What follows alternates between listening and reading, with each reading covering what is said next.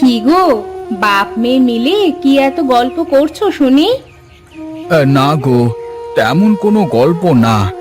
বলছে ঈদে ওর নতুন জামা দেওয়া লাগবে। গতকালও আমার কাছে ওই একই বায়না ধরলো। আমি ওকে কত করে বোঝালাম যে তোর বাবার হাতের অবস্থা ভালো না, কাজ কাম নেই, কোত্থেকে দেবে? তাও আবার তোমার কাছে বায়না ধরেছে। তুমি চুপ করো তো। ও আমার একমাত্র ছোট মেয়ে, ওকে কিছু না দিতে পারলে হয়? আমি গিয়ে দেখি জমিদারের কাছ থেকে কিছু ধার নিতে পারি কিনা। হ্যাঁ, যাও যাও। ধার তো নিতে পারলেও শোধ কিভাবে দিবে সে চিন্তা তো নেই। খালি মেয়ে বায়না ধরেছে বলে অত টাকা খরচ করে ওকে জামা কিনে দিতে হবে। কি যে বলো তুমি! বছরের একটা দিন সব ছেলেমেয়েরা নতুন নতুন জামা কাপড় পরবে। ও নতুন জামা না পরতে পারলে ওর খারাপ লাগবে না? চুপ করো তো তোমরা, আর ভালো লাগে না। ঠিক আছে, লাগবে না আমার নতুন জামা, আমি যাচ্ছি। ওই যে গেল গেল, তোমার উপর রাগ করে কোথায় বেরুলো? যাক, আবার একটু পরে ঠিকই ফিরে আসবে।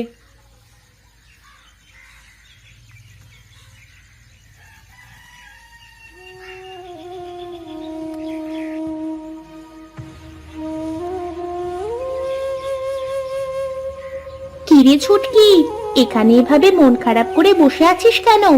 আজ যে খেলতেও আসলি না। না রে, আজ ভালো লাগছিল না, তাই আসিনি। কি হয়েছে, মন খারাপ তোর? কই, কিছু হয়নি তো। তাহলে এখানে এভাবে বসে আছিস কেন একা একা? বাড়িতে একা একা ভালো লাগছিল না, তাই এখানে একটু ঘুরতে এলাম। ঠিক আছে, থাক তাহলে। আমাকে আবার আজ বাবার সাথে যেতে হবে বাজারে। বাবা বলেছে আজ আমাদের ঈদের নতুন জামা কিনে দেবে। ঠিক আছে, যা তাহলে। তুই ঈদের নতুন জামা কিনবি না? না রে, আমার বাবার কাছে এখন টাকা নেই, পরের ঈদে কিনে দেবে। হা হা হা, তুই তো প্রতিবারই ওই কথা বলিস, কিন্তু কোনোবারই নতুন জামা কিনতে পারিস না। থাক, আমি যাই।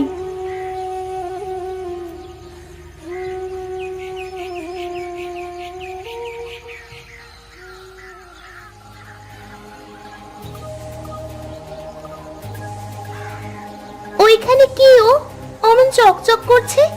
গিয়ে দেখি তো কি। কি, এ তো একটা লিচুর চারা, কিন্তু এটা এভাবে চকচক করছে কেন?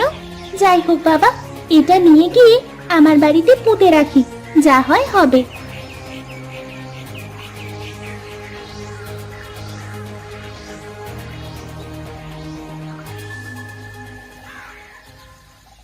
কি রে মা, এটা কি? কোথায় পেলি এটা? নদী থেকে বাড়ি ফেরার পথে একটা লিচু গাছের তলায় লিচুর চারাটা পেলাম। কিন্তু দেখো মা, এটা এভাবে চকচক করছে কেন? তার আমি কিভাবে বলবো রে মা, চারাটা দেখে খুব সুন্দর মনে হচ্ছে। যা, উঠানের এক কোনায় লাগিয়ে দে। চারাটা বড় হলেই বোঝা যাবে চারাটা কেন এত চকচক করছে। ঠিক আছে, আমি এক্ষুনি লাগাচ্ছি।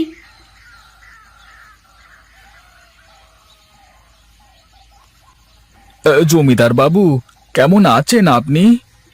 হ্যাঁ রে, ভালোই আছি। তা তোর কি অবস্থা তাই বল। আমার পাওনা 2000 টাকা দিতে এলি নাকি? না জমিদার বাবু, ওর চোখে মুখে তো আমি অন্য কথা দেখছি। তা কি করতে এসেছিস বল জমিদার বাবুকে। এই বাবু, বলছি আমাকে যদি আরো 2000 টাকা দিতেন তাহলে খুবই উপকার হতো। আমার কিছু টাকার খুব প্রয়োজন। হ্যাঁ রে, টাকা তো শুধু তোরই প্রয়োজন, হ্যাঁ? আর আমাদের তো টাকা লাগে না, তাই না? আমাদের হাওয়া খেয়ে থাকলেই চলবে নাকি? না বাবু, তা নয়। বলছি আমি কিছুদিনের মধ্যেই আপনার সব টাকা শোধ করে দেব। আপনি শুধু আমাকে এখন 2000 টাকা দেন। ঠিক আছে, দেব।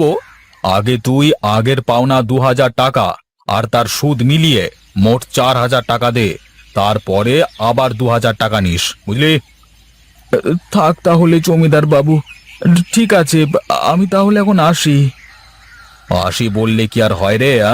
ঈদের আগে যদি টাকা পরিশোধ না করিস তাহলে তোদের বাড়ি ছাড়া করে ছাড়বো, এই বলে রাখলাম।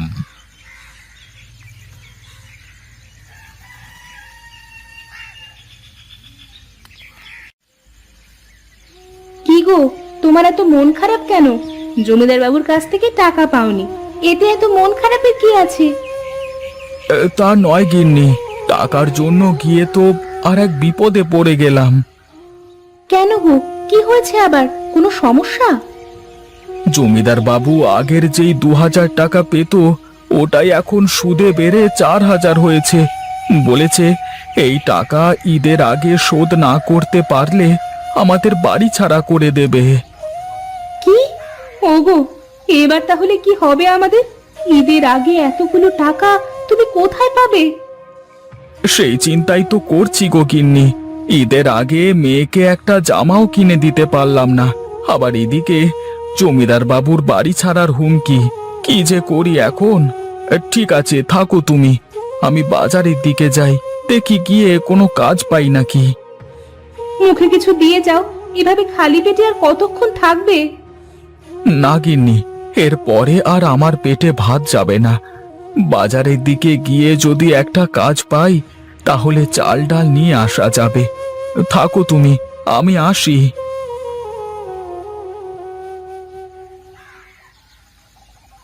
মা, মা, এদিকে এসো তাড়াতাড়ি।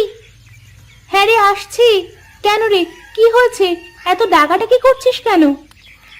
দেখো মা, মনে হচ্ছে না চারাটা একটু বড় হয়েছে? ধুর পাগল মেয়ে, লাগানোর সাথে সাথে কোনোদিন চারা বড় হয়ে যায়? ও তোর মনের ভুল। চারাটা দেখতে সুন্দর আর চকচক বলে তোর অমন মনে হচ্ছে।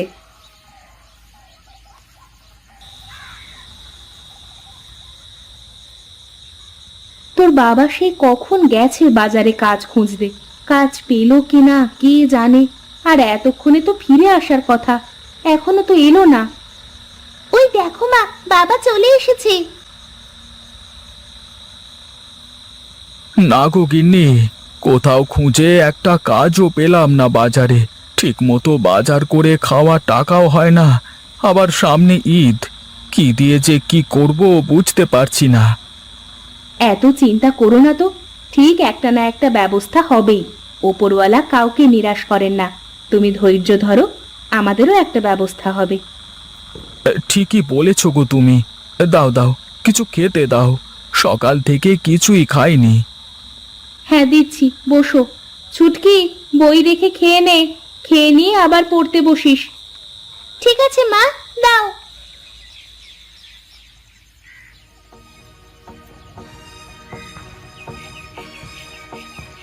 মা, ও মা, বাবা, এদিকে এসো, তোমরা বাইরে এসো। কিরে ছুটকি, সকাল সকাল এত ডাকছিস কেন? এই দেখো মা, কি হয়েছে। কি রে, এ তো দেখছি লাল টকটকে লিচু পেকে পেকে ধরে রয়েছে।